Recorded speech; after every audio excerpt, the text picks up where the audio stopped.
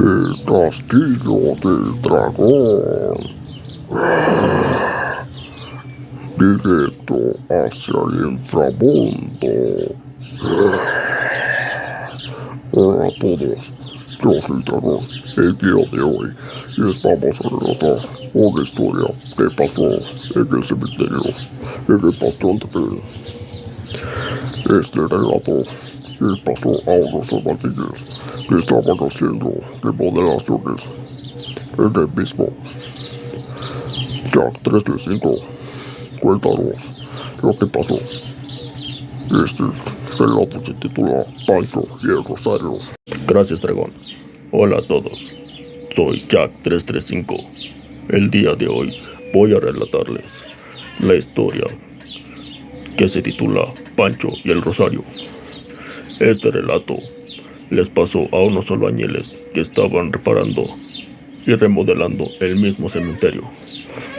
Esto pasó en abril de 1994. Uno de ellos nos ha relatado todo. Don Tomás, cuéntenos. Gracias. Hola a todos, mi nombre es Tomás. El día de hoy voy a contarles una espantosa y escalofriante experiencia que tuvo el jefe de la obra, uno que se llamaba Pancho, y les voy a contar. Este relato yo lo titulé Pancho y el Rosario, y les voy a contar. Recuerdo que pasó en temporada de Cuaresma del año de 1994. Recuerdo que había caído la noche. Mis compañeros y yo, que estábamos dándole mantenimiento al Panteón de Belén, nos retiramos a descansar justamente al lado de uno de los nichos del Panteón de Belén. Hicimos una fogata y habíamos encendido alguna. Eso sí, entre las lápidas, más bien sobre uno de los caminos del lugar. Recuerdo que en la fogata que habíamos preparado, lo que hicimos fue preparar nuestros sagrados alimentos para la cena. Y también por precaución acomodamos nuestros gabanes para dormir cerca de la misma. Recuerdo que el jefe de la obra, un tal Pancho, se había retirado a descansar. Se fue a los portales del Panteón de Belén, mismos que se encuentran unos columbarios. Estos están llenos de placas con los nombres de los muertos. Recuerdo que Pancho estaba recostado sobre su gabán. Estaba boca arriba y se había tapado la cabeza, en este caso la cara, con su sombrero. En ese entonces no hacía frío, era abril. En ese entonces yo me le acerqué y le dije: «Don Pancho, venga. Lo invitamos a cenar y también lo invitamos a rezar el Santo Rosario, ya que estamos en temporada de Cuaresma». Y la mera verdad, no pensé que él iba a contestarnos muy feo. A que don Pancho nos dijo: «Ya no estén molestando. Yo ya estoy cansado y yo no ando con esas baterías de vieja cucaracha de templo. Ya dejen dormir». Pues lo que hicimos fue continuar, y eso sí, él siguió en su misma postura. Mejor dicho, se volvió a acostar. Así que lo que hizo fue nuevamente acostarse y se puso otra vez el sombrero tapándose la cara. Así que lo que don Pancho hizo fue volver a su posición de descanso y volvió a ponerse el sombrero en la cara.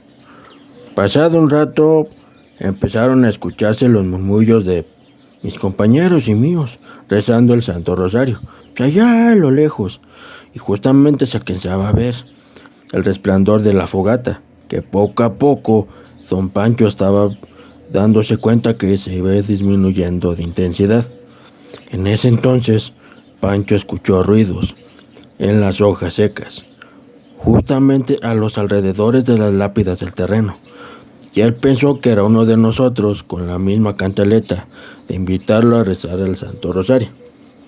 Pero eso sí, después empezó a sentir frío, mucho frío. Pero eso sí, el hombre no llegaba. Se escuchaban las pisadas y después dejaban de escucharse. Después volvían a sentirse los pasos entre la hierba seca. Después don Pancho desconfió y eso sí, ahí fue cuando se asomó por debajo de su sombrero y alcanzó a ver a una luz como de linterna, pero rojiza, a unos 25 metros de distancia. En ese entonces vio que se acercaba del lado opuesto de donde estábamos nosotros en la fogata. En ese entonces tomó su sombrero y lo aventó a un lado. Se incorporó sintiendo alarma y es genuina, eso sí. Después tomó su cintura por donde tenía que encontrar, justo donde se encontrarse la 45, y gritó en voz alta: ¿Quién vive? Justamente aquella luz se detuvo de su avance y justamente su intensidad pareció disminuir un poco. Temiendo a don Pancho que fuera algún ladrón, de plano se puso de pie.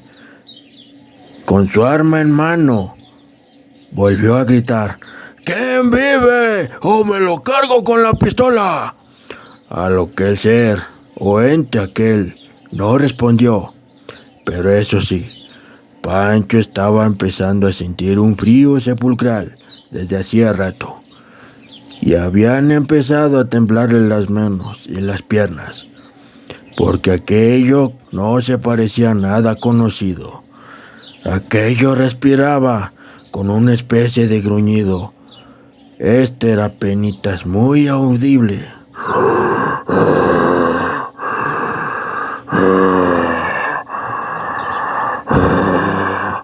En ese entonces, la oscuridad era absoluta, a excepción de aquella pequeña luz rojiza que extrañablemente no iluminaba su entorno.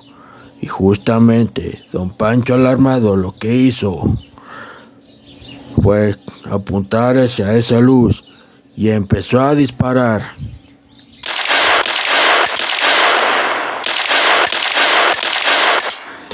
Después de que disparó, se dio cuenta que esa luz tenebrosa pareció detenerse. Después la luz cayó y se escuchó un sonido como de un animal pesado cayendo entre la hierba y las tumbas. Después, ya definitivamente alarmado, don Pancho lo que hizo fue apuntar directamente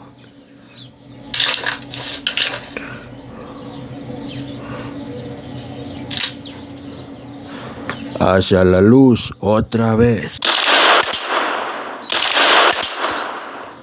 Después de eso, todos nosotros fuimos corriendo al escuchar los disparos y justamente las voces de alarma de Pancho. Después, la luz rojiza se elevó de nuevo. Pareció mirar fijamente a Pancho. Después se alejó con una velocidad impresionante, como si fuera una ráfaga. Pancho quedó temblando de terror y de frío, con un dolor de terror en el vientre. Momentos después, la temperatura volvió a sentirse tibia, como debería ser en abril y en Guadalajara. Momentos después, nosotros lo que hicimos fue llegar directamente con Pancho, y al escuchar el breve relato que él nos contó, salimos con lámparas de petróleo a buscar aquello que tan asustado tenía al jefe. Después regresamos y le informamos al jefe que no encontramos nada, y además el Panteón de Belén de Guadalajara era muy grande y estaba absolutamente oscuro. Las linternas que llevábamos no ayudaban casi en nada. Así que decidimos regresar a reunirnos en la fogata. Cuando regresamos, esta vez Pancho tomó la decisión de acompañarnos, pero eso sí, se negó a mostrar su terror porque él era todo un hombre, que no era ningún cobarde, que temblara como mujercita.